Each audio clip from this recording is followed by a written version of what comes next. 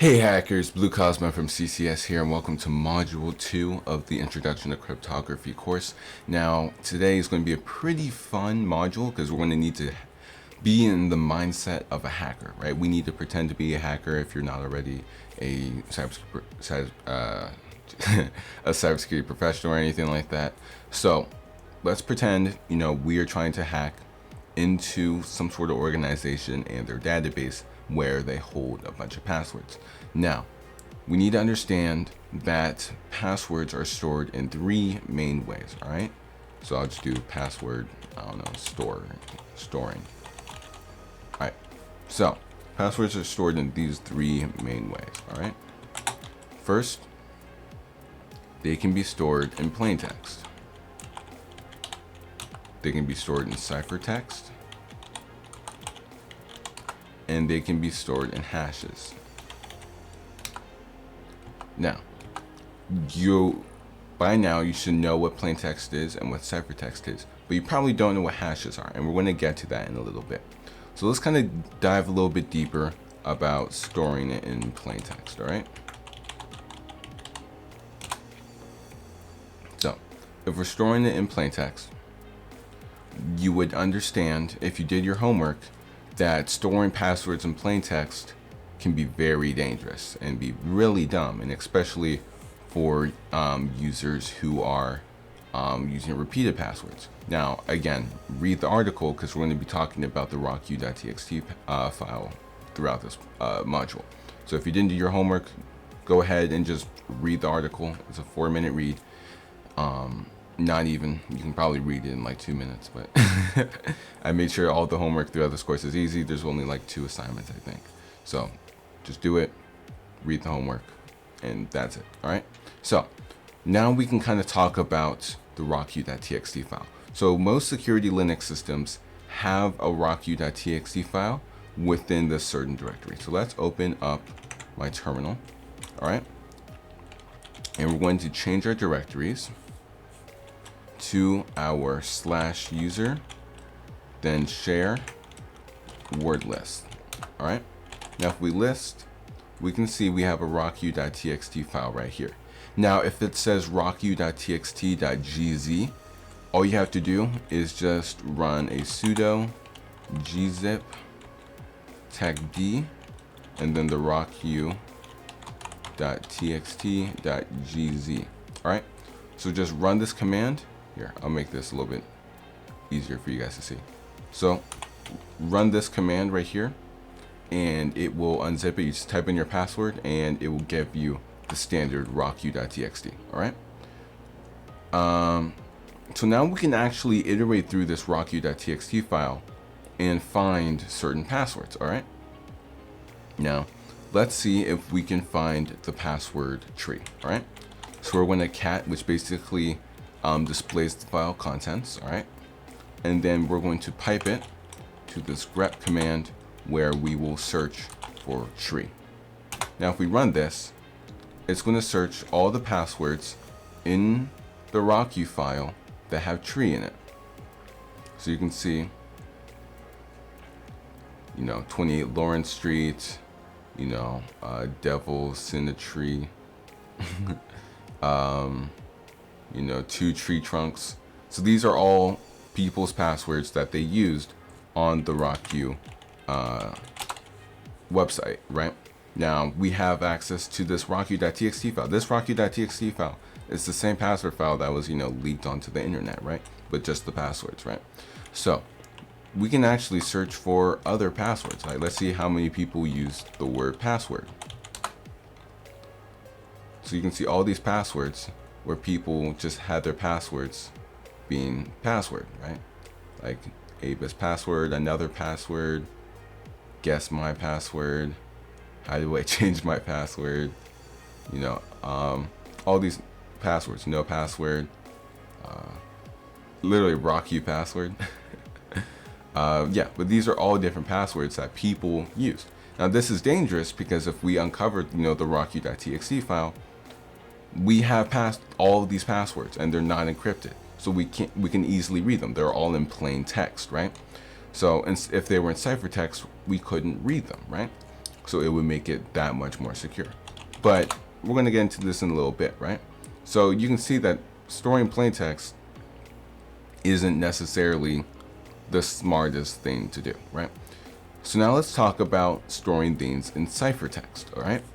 Now, some services may store the passwords, but they'll encrypt them, right? Or encode them before storing them, okay? Now, there are a lot of different methods for encryption and a lot of different methods for encoding, okay? And we will cover a lot of that in the next module, or the next 2 modules, next 3 modules, right? But if we can encrypt a password, then we can decrypt a password, right? So, or if we can encode a password, we can decode a password. Now, for the sake of ease, I'm going to talk about encoding so I don't have to go into keys yet and kind of confuse you guys, because I know this is an introductory level course. So let's talk about this password, right? So let's say we're a hacker and we covered this password from a database, all right? This password right here. We don't know what it says, we just see this. Now, if you are in the cybersecurity world already, you would know that this is a base 64 encoding, or most likely a base 64 encoding, because of these 2 equal signs right here. These 2 equal signs right here are called the padding, okay? And we're going to get into how padding works or why they're there in the first place. But because we know it's a base 64 encoding because of that padding, or most likely a base 64 encoding because of that padding, we can actually echo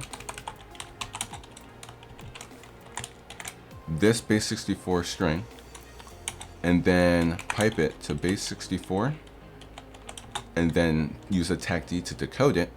And if we run that, it says subscribe. Yeah, there you go. So we know the password is subscribe. Yeah, I know it's kind of a dumb way to have a segue for to tell you to subscribe. But now that we found this password, we can just use our terminal to decrypt it using base 64. And base 64 is just the encoding. Now we're going to get into base 64. Just know that is a type of encoding, or a type of cipher, if you will, right? And we were able to decrypt it and get subscribe. Now I'm going to dive into base 64 in the last module. But until then, just kind of understand that even if we find an encrypted password or an encoded password, we can still decrypt it. It may be hard, it may take some time, but we can still decrypt it, okay? Let's talk about hashes. I'm gonna clear my terminal. So we know that this was base 64, and then we know the contents. We're just saying to subscribe, right? So now let's talk about hashes. Now, so if plain text is so dangerous, right, because you can just read the passwords, and ciphertext can be dangerous because we can decrypt it, how do we store passwords, right? Well, most secure services don't even store passwords at all. They'll store hashes. Now, hashes are the process of generating ciphertext. Let me write this down for you guys. Whoop. So, hashing is the process of generating ciphertext from plain text using some sort of mathematical function. All right, and hashes can't be decrypted.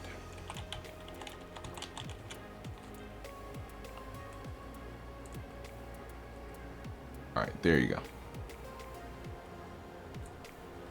So, hashing is the process of generating ciphertext from plain text using some sort of mathematical function. Now, like I mentioned right here, hashes cannot be decrypted. So if services store your passwords in hashes, right, but you can't decrypt them, how do services know that your password is correct? All right, so this is very simple. When a user enters their password, it is hashed, right, and it creates some sort of random string of ciphertext. Similar to this, it doesn't look exactly like this, but it's similar to this encrypted ciphertext, right? Because it's not readable. And it's still a ciphertext. It's just a specific type of ciphertext, if you will. All right. So when a user enters their password, the password is hashed, and that hashed version of the password they entered is compared to the hashed version of their password stored in the database. So when the user creates their account, they store the password hash. All right. And every time they enter the password is hashed and then compared to the password that they have stored in their database. If the passwords match, then it's the user. If they don't, or if the hashes match, it's the user. And if they don't, then it's not the user, or the user got the password wrong. All right.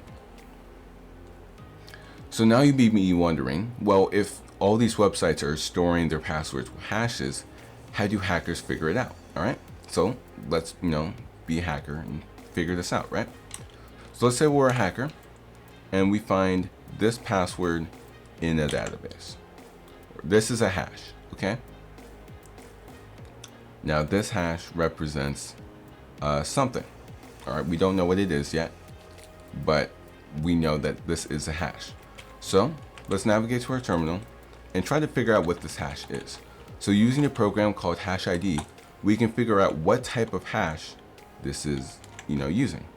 So if we hit, hash ID in our hash, it's going to analyze it for us. And it's going to figure out the most likely types of hashes it's going to be. So now we have hash ID, and we know that this is a SHA-256 hash, all right? It gives you all these other ones that's most likely, but the answer is it's a SHA-256 hash, okay? Now, this is one way to figure out what type of hash it is. Now, this is only the first step, right? We can obtain the plain text password by brute forcing using some sort of rainbow table. Now, brute forcing or dictionary text, I'll write this down for you guys, all right? So brute forcing, also known as dictionary text. So these are basically a password attack where an attacker iterates through a list of possible passwords. They'll try each password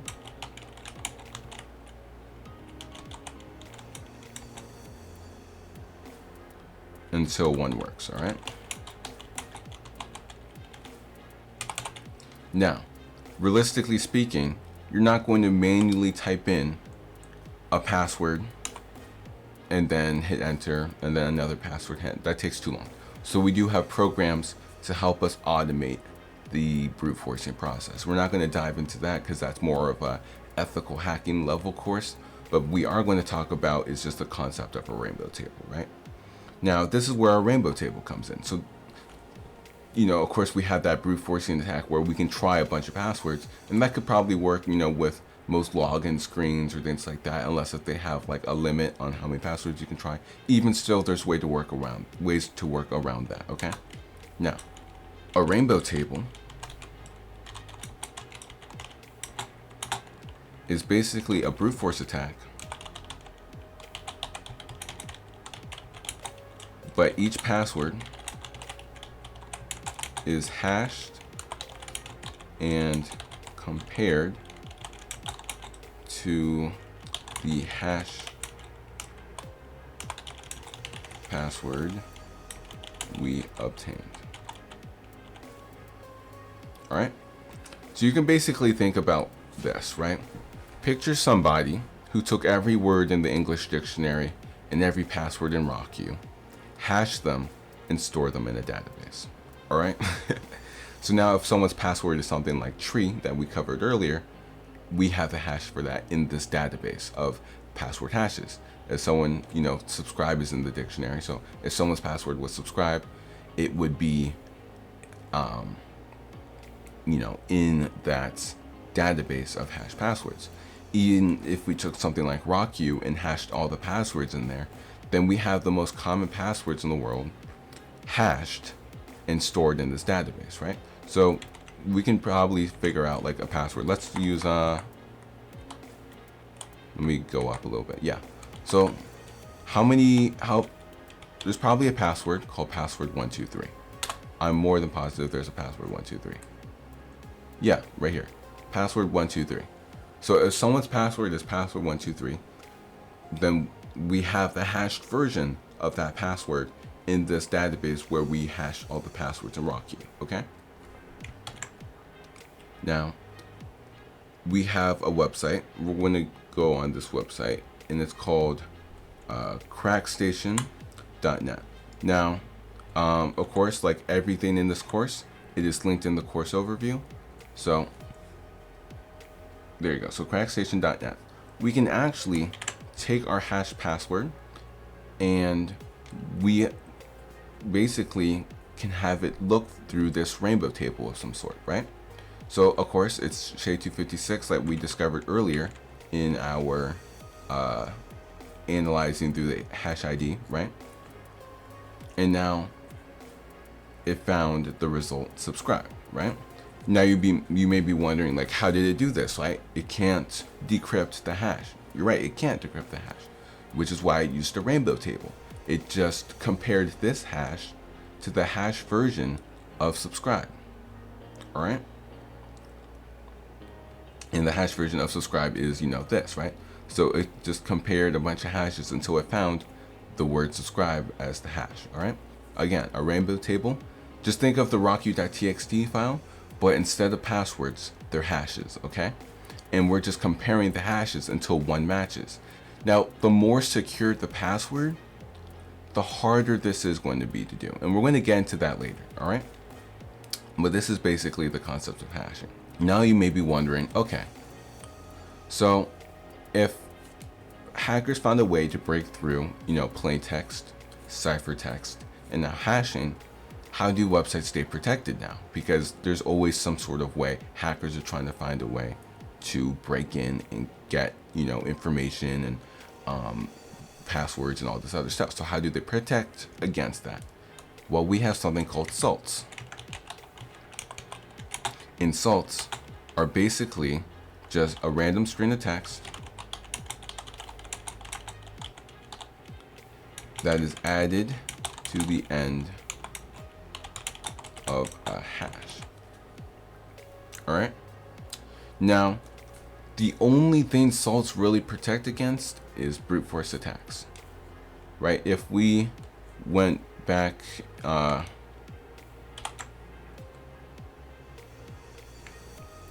Crackstation, right?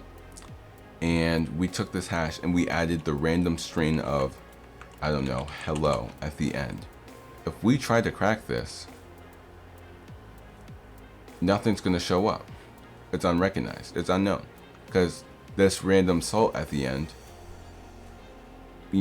makes it hard to, it won't be able to decrypt it because it won't recognize the hash. Because this isn't a hash anymore. It has this random string text of hello at the end, right?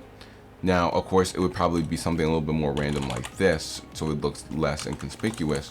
Regardless, that's the concept, right? Now, again, this only protects against brute force attacks and things like that because most hackers can probably easily identify these salts, all right?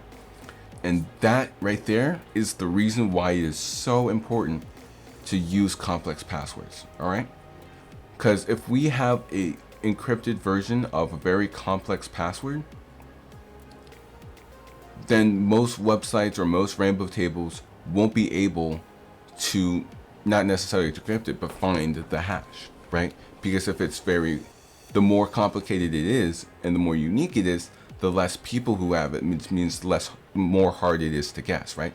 No one has a password hash for, I don't know, squirrels are cool 24 and then there's like a bunch of symbols or something. If that's your password, then it's going to be very hard to guess and detect. But at the same time, if you have the world's most secure password and websites are storing your password in plain text, it doesn't matter. You can have the world's most secure password, and if someone uncovers the text file and it's in plain text, it won't matter, like we covered, right? This is looks like a moderately secure password, you know, and it could be, you know, whatever, but regardless, you can have the world's most secure password, but if a hacker gets the text file and your website is storing it in plain text, it doesn't matter. All right. So this is why a lot of people change their passwords frequently. This is why a lot of people use long, complicated passwords. Now you may be wondering, how would I be able to manage all these passwords and stuff? Use a password manager. That's all I have to say. All right. Now it's time for the homework. Your homework is super simple. It's literally just running a command in your terminal. I'm going to cd into my home, I guess I would suggest making a directory for this course. We'll just do make directory introduction to cryptography. You can cd into introduction into cryptography. You're going to run this command: git clone https github.com. Again, everything you need to know is in the course overview. So here's the course overview. It has, you know, everything you're going to need, and this is basically my script, right? The command is right here. All right. Again, the course overview is available in the link in the description, or if you're taking this on the website, hit the button in the bottom left. All right. That's all you have to do for homework. Just run that command and hit enter. All right. What this is going to do is clone a GitHub repository that we're going to need for our next module. All right. And it is the Python Caesar Cipher. Now, if you don't want to install some random GitHub repository onto your computer, that's fine. You guys are free to check out the code and make sure that it's secure if you guys don't trust the code that you're about to install. If you're not comfortable installing it, it's fine. You don't have to install it, but I do suggest if you want to dive deeper into the subject. Now, again, the link to the repository will be on the overview. So if you want to look through the code and make sure you're not downloading anything malicious, I did code this myself, so you can trust me. But if you don't, you are free to check the code out. All right. So that's all you have to do, and we're going to just explore this in the next module. So I will see you guys in the next module, which is symmetric encryption. So make sure to leave a like on this video, subscribe, and do the whole YouTube algorithm thing, and I'll see you guys in the next one. So stay happy, stay positive, and as always, happy hacking.